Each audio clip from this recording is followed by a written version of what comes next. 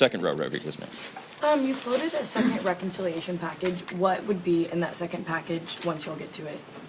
You know I'm not going to tell you that this morning.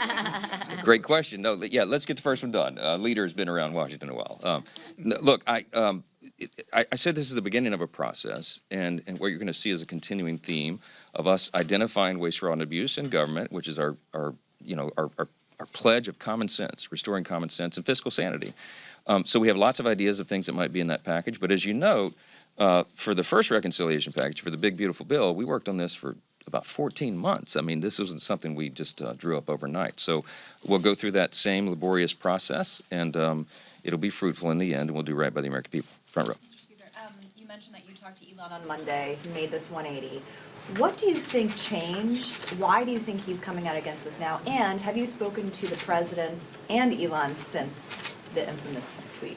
Well, I'll tell you, I called Elon last night and he didn't answer, but I hope to talk to him today. I mean, it's not, it's very friendly, and we've laughed about our differences on policy before. I'm not upset about this, and I just, I think he understands, and he's acknowledged to me before, that this is so serious that we can't fool around with it.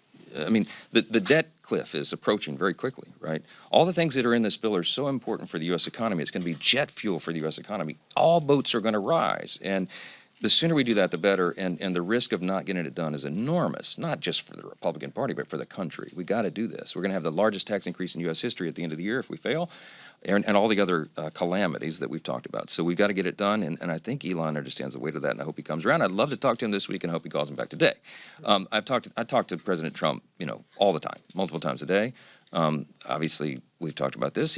As you know, he's not delighted that Elon did a 180 on that, but look, I don't know what happened in 24 hours. Everybody can draw their own conclusions about that, okay? But I look forward to talking to my friend about it again, and I'm not upset about it, all right? Yeah.